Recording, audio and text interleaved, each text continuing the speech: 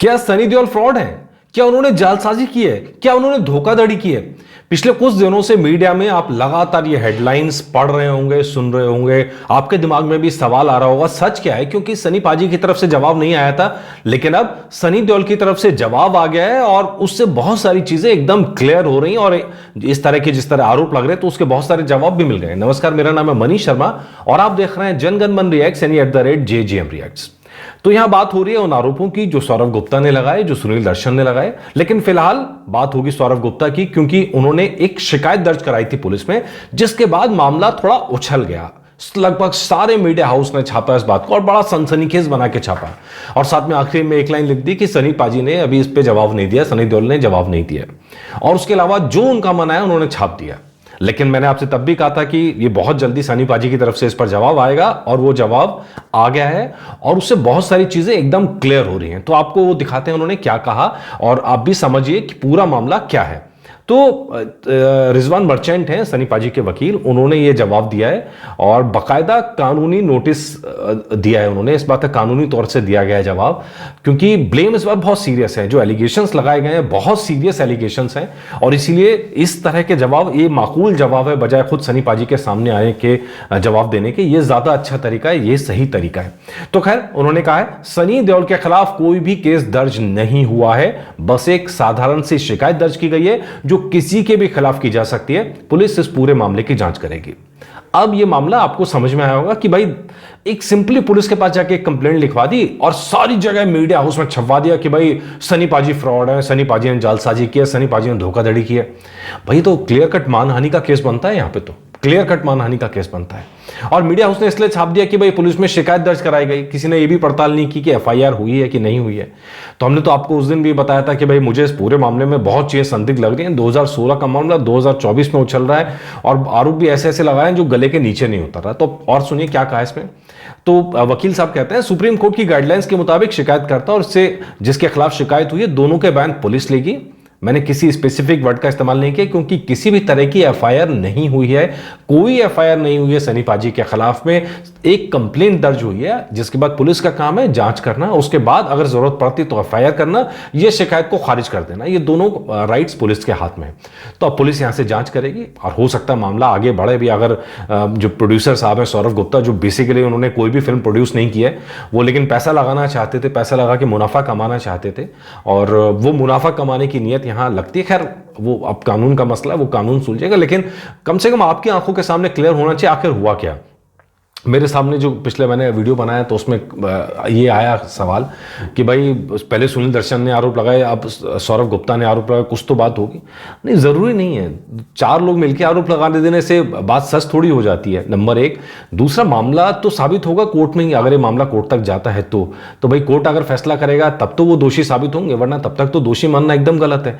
दूसरा, एक शख्स ने कहा कि भाई उधार लिया तो वापस करना चाहिए। सर यहाँ पे उधार लेने का मसला ही नहीं है। मतलब एक मसला होता है कि आप किसी ने मुझे पैसे दिए और मैंने लौटाई नहीं, वो एकदम डिफरेंट चीज़ हो गई। अब आप जरा एक बार एक सिनेरियो सोच के देखिए कि एक मकान की डील होती है 2 लोगों के बीच में और एक मकान का बयाना आप सबने सुना ही होगा, पता नहीं हर जगह अलग अलग शब्द होता है।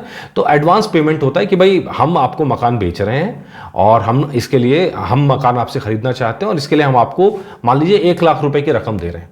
तो बयाना हो गया और बयाना होने के बाद में कुछ दिन बाद आपने कहा कि नहीं नहीं हम मकान नहीं, हम नहीं खरीदे, हमारा पैसा वापस करो। आपने तो कॉन्ट्रैक्ट ये साइन किया है कि अगर हम डील से मुकरते हैं या आप डील से मुकरते हैं, तो अगर आप डील से मुकरेंगे तो आपको 1-2 लाख देना पड़ेगा और हम डील से मुकरेंगे तो हमारा 1 लाख गया।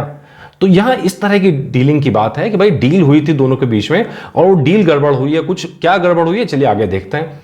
तो अब वो लिखते हैं रिजवान मर्चेंट साहब, हमने वो सभी पॉइंट्स नोट कर लिए हैं जो शिकायत में लिखे गए हैं। उन्होंने बताया कि साल 2016 में सौरव गुप्ता ने सनी देओल को एक फिल्म के लिए अप्रोच किया था। उन दोनों के बीच म्यूचुअल तरीके से एग्रीमेंट साइन हुआ था। सौरव गुप्ता की कंपनी को लेकर कुछ चीजें तय हुई थी। एग्जैक्टली जो मैं कह रहा था, एक डील की बात हुई है यहां पे। 2016 में ये डील हुई थी दोनों के बीच में और आगे पॉइंट देखिए क्या हुआ था। वो उसके मुताबिक जो कुछ शर्तें थी जो उन्होंने समय पर पूरा करना था, स्पेशली पेमेंट से जुड़ी हुई चीजें। उन्होंने वादा किया था कि कुछ भुगतान वो तुरंत करेंगे और कुछ भविष्य में स्पेसिफिक डेट्स पर, मतलब जब कभी जैसे फिल्म शुरू होगी तो उस समय भुगतान किया जाएगा एंड ऑल दैट, इस तरह कर की चीजें। तो वो डील की बात है यहाँ पे। यहाँ पैसे के लेन देन की बात नहीं है कि यहाँ ये बात नहीं कि उधार दिया तो वापस करो, ये नहीं है। इस तरह का कोई मामला नहीं है। और अगर इस तरह का कोई मामला होता भाई साहब, शिकायत नहीं होती, सीधा एफआईआर दर्ज होती। तो अब बात हुई कि इसके आगे क्या हुआ, भाई गड़बड़ कहां हो गया मामला। अब सौरभ गुप्ता तो कह रहे हैं कि भाई हमने पैसे दिए लेकिन सनी पाजी ने फिल्म ही शुरू नहीं करी। सौरभ गुप्ता तो लगातार यही आरोप लगा रहे हैं, सारे अखबारों में छप गया कि भाई हमने तो पैसे दिए थे, हम तो 1 करोड़ रुपए तो 2016 में दिए थे, फिर और भी पेमेंट करा कि मेरे 2 करोड़ 55 लाख रुपए उनके अकाउंट में पड़ा है और उन्होंने फिल्म ही शुरू नहीं करी। ठीक है, अब यहां पर बात हो रही है जो कि जब तय किए हुए समय पर पेमेंट नहीं आई तो सनी देओल के ऑफिस से प्रोड्यूसर को नोटिस गया, उसके बाद भी प्रोड्यूसर ने पेमेंट नहीं की। अब ये नोटिस गया है तो सनी पाजी के पास इसका सबूत भी है, तभी वकील साहब आके बात कह रहे हैं। तो मतलब जो वो शख्स बात कह रहे हैं वो एक बहुत गंभीर आरोप था उसमें जालसाजी का, उस पर आगे बात करेंगे। लेकिन वो ये कह रहे हैं कि भाई पैसा हमारा उनके अकाउंट में पड़ा। अब सनी पाजी कह रहे हैं कि भाई मैं तो ये कह ही नहीं रहा हूं कि नहीं हुआ, एग्रीमेंट 2016 में हुआ, उनको टाइम पे पेमेंट करनी थी, फिल्म शुरू करनी थी, उन्होंने शुरू नहीं करी। हमने नोटिस भेजा कि भाई पेमेंट दो आगे की, तो उन्होंने पेमेंट भी नहीं करी। फिर सनी के ऑफिस से इसी के रिगार्डिंग नोटिस भेजा गया, ये कहा गया नॉन पेमेंट की वजह से कॉन्ट्रैक्ट तोड़ा जा रहा है, इस पर भी जवाब नहीं आया। भाई साहब जब नोटिस पर नोटिस भेजे जा रहे थे, क्या सौरभ गुप्ता तब मतलब क्या हुआ क्या था, उन्हें मुंह में दही जम गया था तब, और उसके बाद में फिर अचानक से वो जाग जाते हैं जब फिल्म हिट होती है, उसके बाद वो जागते हैं, ये क्या है? यही मतलब थोड़ा सा डाइसी मामला यहां पे लगता है।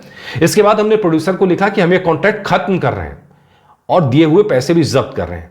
पैसे जब्त करने की बात भी एग्रीमेंट में लिखी थी, ये सिर्फ हमारा निर्णय नहीं था, ये कॉन्ट्रैक्ट का हिस्सा था। मतलब अब तो आपको क्लियर है जो मैं कह रहा हूं कि एग्जैक्टली जैसे मकान की डील होती है ना कि आपने पेशगी दी, बयाना दिया और वो बयाना देने के बाद में मतलब बयाना देने वाला मुकर गया तो भाई वो पैसा तो फुटिफाइड नॉर्मली सभी कर लेते हैं, और ये एक कंडीशन यहां पर है। और अब ये मसला वो तो शिकायत थी कानूनी तौर पे कि भाई एक पुलिस के पास शिकायत थी, लेकिन यहां जवाब आ गया वकील की तरफ से और ये बात अब गंभीर हो गई है। अब ये मामला सीरियस हो गया है क्योंकि इसके बाद अब आगे की कार्रवाई भी की जा सकती है और सनी पाजी चाहे तो मानहानि के केस की तरफ भी बढ़ सकता है। अब वकील साहब जो कह रहे हैं वो ये है कि अब सामने वाली पार्टी को उस जब्त किए हुए पैसे पर आपत्ति है। मतलब आपत्ति ये नहीं कि सनी पाजी ने रोल नहीं करा, सनी पाजी ने ये नहीं कहा, वो कह रहे हैं भाई हमें पैसा वापस कर दो, कि आपने पैसा जब्त क्यों कर लिया। अब वकील के मुताबिक वो तो कॉन्ट्रैक्ट का हिस्सा था। वो आरोप लगा रहे हैं कि सनी देओल ने डायरेक्टर और स्क्रिप्ट चेंज करने की बात भी कही। तो भाई अब इसका रिकॉर्ड क्या है? वकील साहब कहते हैं इसका कोई रिकॉर्ड नहीं है, इनका कोई सबूत नहीं दिया गया, बस केस को घुमाने और तोड़ने मरोड़ने के लिए ऐसे इल्जाम लगाए जा रहे हैं। भाई ये मामला बहुत सीरियस है। अगर किसी स्टार पर ऐसे इल्जाम लगाए जाते हैं तो ये सीरियस है। पहले तो सुनील दर्शन साहब लगा रहे थे, वो आए, उनके कुछ दिन बाद में फिर सौरभ गुप्ता आए और फिर दबी जुबान से पीछे पीछे कुछ और नाम भी उछल रहे हैं। लेकिन कहानी ये जितना मतलब मैं कह रहा हूं कि जिस तरह की आप इक्वेशंस देखते हैं, सेट पे बिहेवियर देखते हैं, काम करने के प्रति कमिटमेंट देखते हैं, यार उन सबसे नई बातें मैच नहीं कर रही हैं। हाँ, मेरे पास एक कमेंट आया था, उसका जवाब मैं जरूर दूंगा कि भाई बैंक का लोन भी तो था, उसके बाद भी आए थे। तो अब वकील साहब का कहना है कि हम पुलिस के साथ कॉर्पोरेट कर रहे हैं, सनी देओल इस वक्त अपने काम में व्यस्त हैं। ये पहली बार है जब सनी देओल पर कोई ऐसा इल्जाम लगा है। इससे उनके करियर, उनकी इमेज, उनके सम्मान के साथ साथ उनके परिवार पर भी असर पड़ेगा। वो पुलिस की जांच में हर तरह का साथ देंगे। हम बस यही बताना चाहते हैं कि लगाए गए सारे इल्जाम गलत हैं। तो भाई ये तो एकदम क्लियर कट कह दिया कि भाई जो आरोप हैं वो सिर्फ आरोप हैं, उनमें सच नहीं है। अब ये बात कानून के दरवाजे पर जाएगी, अदालत में जाएगी। अगर पुलिस जांच करके रिपोर्ट आगे बढ़ाती है तो मामला अदालत तक भी जा सकता है और उस अदालत में जाएगा तो फिर वो डॉक्यूमेंटेशन सारी निकलेगी कि भैया क्या खेल है, हुआ क्या। सौरभ गुप्ता ने सबसे गंभीर आरोप लगाया था जालसाजी का, कि उनका कहना था कि बीच का पेज पलट दिया, बीच का पेज निकाल लिया और उसके अंदर 4 करोड़ की जगह 8 करोड़ टाइप का डाल दिया। ठीक है, उसके बाद 2 करोड़ प्रॉफिट का पन्ना भी जोड़ दिया कि जालसाजी है और ये शिकायत में दर्ज कराया गया।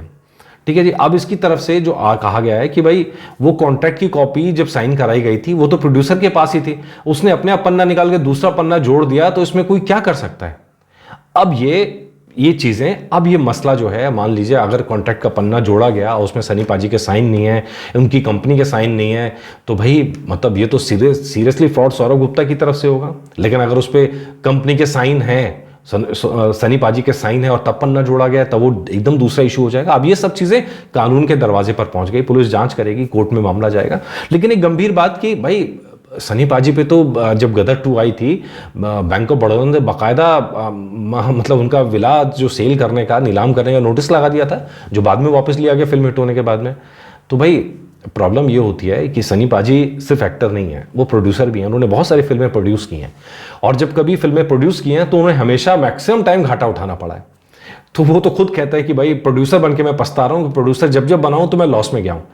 तो जब आप प्रोड्यूसर बन के फिल्म कर रहे हैं तो और लॉस में जा रहे हैं, तो लॉस तो नॉर्मली क्या होता है कि फिल्म बनाने के लिए आप कहीं से लोन उठाते हैं, पैसा उठाते हैं। तो फिर बैंक ऑफ बड़ौदा के साथ भी ऐसा ही केस था, घर गिरवी रख के आपने लोन लिया और उसके बाद में जो पूरा मामला जब सेटल हुआ तो पैसे चुका दिया। ऐसा थोड़ी कि पैसा चुकाने की नीयत नहीं थी।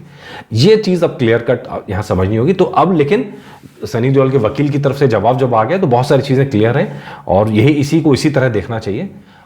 लेट्स सी कि सौरभ गुप्ता अब इसके बाद क्या नोटिस का जवाब देते हैं, क्या वो मामले को अदालत में लेके जाते हैं, पुलिस क्या करती है, इन सारी चीज़ों पे बना रहेगा। लेकिन भाई मतलब ऐसा लगता है कि मतलब 2016 का मामला 2024 में उठ रहा है, 2006 का मामला 2024 में उठ रहा है।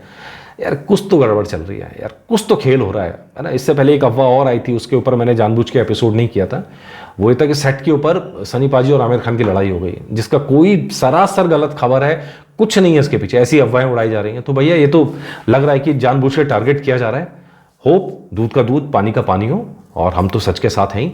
तो बाकी आप बताइएगा आप किसके साथ हैं, आपको क्या लगता है, कमेंट ज़रूर कीजिएगा, क्योंकि आपके कमेंट से असर बहुत पड़ता है सर। आपको शायद अंदाज़ा नहीं होता, लेकिन अगर कमेंट होता है, वीडियो ज़्यादा देखा जाता है तो उसकी रीच भी बढ़ती है, ज़्यादा लोगों तक पहुंचता है। तो प्लीज़ कमेंट कीजिए और सब्सक्राइब कीजिए ताकि वीडियोज़ लगातार मिल सके। नमस्कार।